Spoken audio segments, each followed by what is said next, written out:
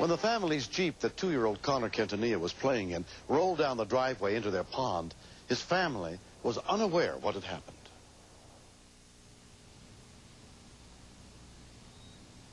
Right. Leo asked 6-year-old Paige to go look for her brother.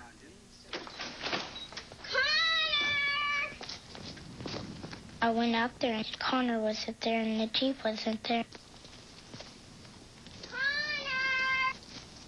He wasn't down there throwing rocks in the tank. He usually does that. Dad, the fence is broken. I walked out and I saw the Jeep wasn't there. Wendy! What? Where did you park the Jeep? The tank was just calm. Look at the fence. I knew what had happened. I mean, it crossed my mind so quick that it scared me. Oh, my God, Connor. I just lost it. I thought, oh, my God, you know, it's underwater, and he can't survive.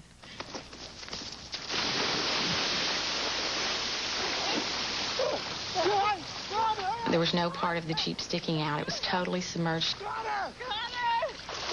The tank's 15, 16 foot deep. The water was so nasty and murky that you couldn't see anything. We just didn't know where to look. Connor! It was just awful. I could not touch him. I couldn't feel him, and I couldn't find him. Connor! We ran around screaming and hollering, hoping that he wasn't in the tank, but he didn't answer. I was thinking if my mom couldn't find him, he must have went to the bottom. I felt sad because I used to play with them all the time and have fun with them. Connor! The darkest moment for me was when 15 minutes had gone by. And I know that no one can survive underwater for 15 minutes. Connor! Connor! I was in a daze, just thinking I've lost my son and he's gone. If I would have had a stick of dynamite or two to blow the dam, I would have done it.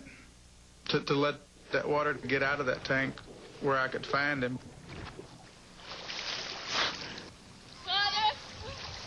I just thought, this is all my fault.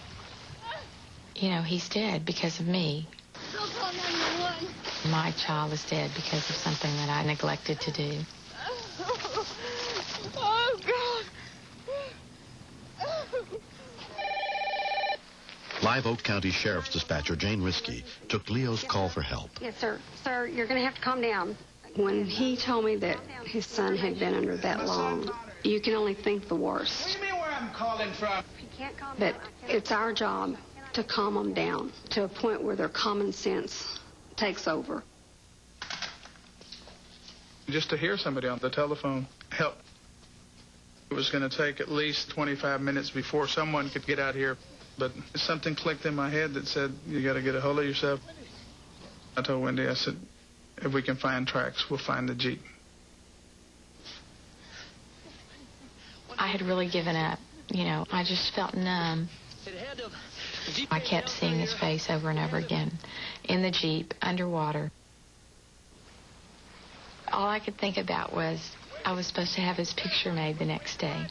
What am I going to do? You know, I don't even have a picture of him. No, he's not. The helplessness I felt, thinking that, you know, I was never going to see him again. It's just a pain that you can never imagine. Right here, Wendy. Right here. I finally found some tracks going into the water. And when I looked out, I could see these bubbles come up. There's the bubbles right out there. I swam out with one leg down.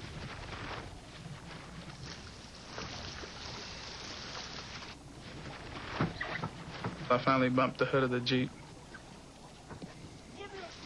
I found the Jeep. Come on out and help me, Wendy. I was just thinking, my baby's dead. You know, I can't be the one to pull him out. I don't want to go. I don't even want to go out there. And he said, but I can hear him.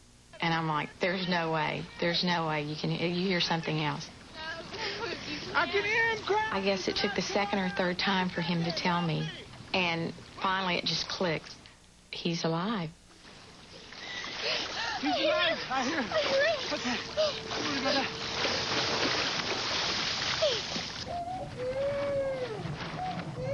I couldn't hold my breath long enough to find him. Can you go down?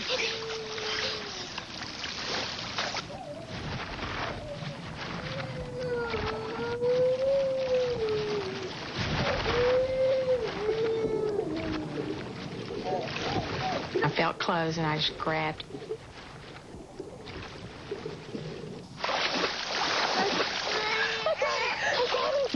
When he came out of the water, all you could see were those big eyes. And then he just held on to me, and we swam out. He was clinging pretty tight. You could feel his little heart pounding. I just hugged him as hard as I could, all the way up to the driveway. 2-year-old Connor Quintanilla was trapped in an air bubble in the soft top of the Jeep for more than 20 minutes. Hey, go get a towel, please. We gotta get him warm. Whether he got up into that air bubble all on his own or whether he was sucked up into it, you know, nobody will ever know. He came so close to death. It was just an incredible feeling. It was just incredible. I was like, there's no way that this could happen. I mean, how could this happen? Good boy. Is he gonna be all right? There he goes. Jump! Jump! Whoa! Connor was examined at a hospital and found to have nothing wrong with him. Right to Paige. Although the incident has not changed him, the same can't be said for his parents. Today, we take the keys out of our vehicles. I'm a little more cautious. Hey, be careful. We take turns saying, "Where's Connor? What's he doing?" My daughters weren't like this, but he is totally different. He's something else. He's playing better, but sometimes he still kind of does bad things a little bit. He never gets in the Jeep anymore, only if my mom's out there, because he got scared when he did that. I've heard people say that you don't know what it's like to lose a child, and I probably never could understand it until that day. I don't know how people go through that. Just flat. There you go. I cried for 2 days after. It would just cross my mind. What would I have done if I would have lost my son? Every once in a while, God gives us that little pinch to put everything into perspective. And we just have to thank God that it was not his time. Next. People with advanced age don't do well with trauma, and he had particularly severe injuries.